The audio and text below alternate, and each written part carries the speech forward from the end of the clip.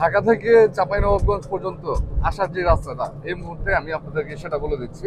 সেটা হচ্ছে ঢাকায় কমলাপুর স্টেশন থেকে একটা ট্রেন ছাড়ে দুপুর 1:30টার সময়। সেটা হচ্ছে বনলতা। তো বনলতাতে চড়ে আপনারা চলে আসবেন চাঁপাইনবাবগঞ্জ। এটা অ্যারাউন্ড 8:30-8:30টার মধ্যে বনলতা চলে আসে চাঁপাইনবাবগঞ্জ পর্যন্ত। তারপরে সবচেয়ে ভালো, এখানে যদি কোনো হোটেল আপনারা আগে থেকে বুক দিয়ে না রাখেন তাহলে আমাদের মতো খুব ঝামেলা পড়তে হবে, যেহেতু আমরা কোনো হোটেল বুকিং করে আসি নাই। ভেবেছিলাম এরকম একটা জায়গায়, দেখা গেছে হোটেল বুকিং করে যাওয়ার তো কোনো কারণ নাই। তো গেলে হোটেল পাওয়া যাবেই, যাওয়ার কথা আর কি। এইটা তো কোনো সিজন না, তাই না? এটা ঘুরতে আসার কোনো সময় না। তো এই সময়ের মধ্যে হোটেলে যে এত পরিমাণে রাশ থাকবে সেটা আমরা বুঝতে পারিনি। যে কারণে যেটা হচ্ছে যে কালকে রাত্রে আমরা প্রায় 2-2.5 ঘন্টার মতো হোটেল খুঁজলাম রাস্তার মধ্যে, যতগুলো হোটেল ছিল পুরো শহরের মধ্যে। কিন্তু একটা হোটেলও পাইনি আনফরচুনেটলি। যে ম্যাক্সিমাম হচ্ছে বুকিং করা। দু একটা হোটেল যা ছিল সেগুলির পরিবেশ আসলে এরকম একটা ভালো নয়, এই কারণে আর রাতের বেলা শহরে থাকতে পারি নাই। তো শহর থেকে যেটা হয়েছে, আমরা রাতের বেলা প্রায় 400 টাকা খরচ করে, 400 টাকা সিএনজি ভাড়া করে আমরা চলে আসছি শিবগঞ্জে। যেহেতু আমাদের ডেস্টিনেশন হচ্ছে বর্ডার এলাকাতে, তো সেহেতু আমরা রাস্তাও একটু এগিয়ে নিলাম। আর এই ফাঁকে আমরা যেটা করলাম যে একটা হোটেলও পেয়ে গেলাম। এটা হচ্ছে শিবগঞ্জে মৌচাক নামে একটা হোটেল ছিল। তো এই মৌচাক হোটেলে ছিলাম। ভাড়া মোটামুটি কমই, রিজনেবল প্রাইসের মধ্যে দেখা গেছে আমরা এসি রুম পেয়ে গেছি। তো এই ছিল হচ্ছে আমাদের কালকে জার্নি। এবং হ্যাঁ, আপনাদেরকে ভাড়া বলা হয় নাই।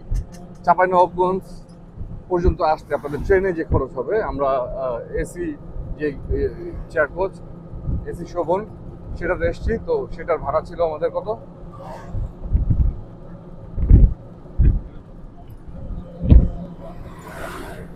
সেটা ভাড়া ছিল প্রায় 1000 টাকার মতো। আমরা দুজন এসেছি, দুটা টিকিট নিয়েছি 1900 সামথিং পড়েছে, 1976-77 এরকম টাকা পড়েছে। এভাবে আমরা ঢাকা থেকে আসলাম চাঁপাইনবাবগঞ্জ পর্যন্ত।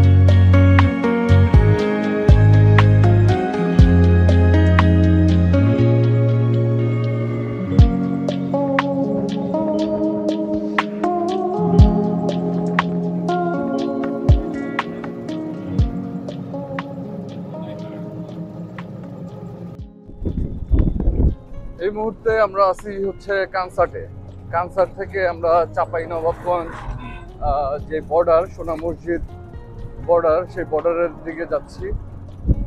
তো বর্ডারের দিকে যাওয়ার পথে অনেক আমবাগান দেখতেছি।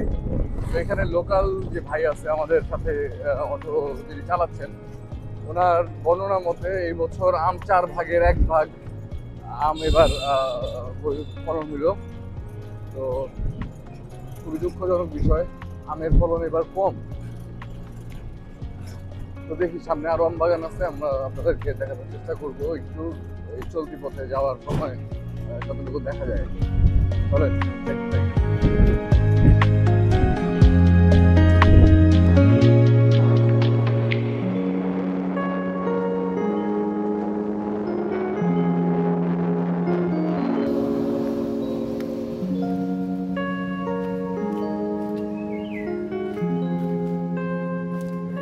আমরা যে বাগানটার সামনে আছি, দেখেন গাছের অবস্থা।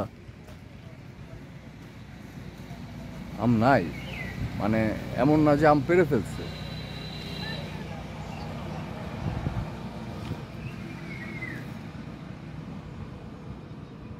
এমন না যে আম পেড়ে ফেলছে, কিন্তু আম নাই, গাছের মধ্যে আম একেবারেই কম।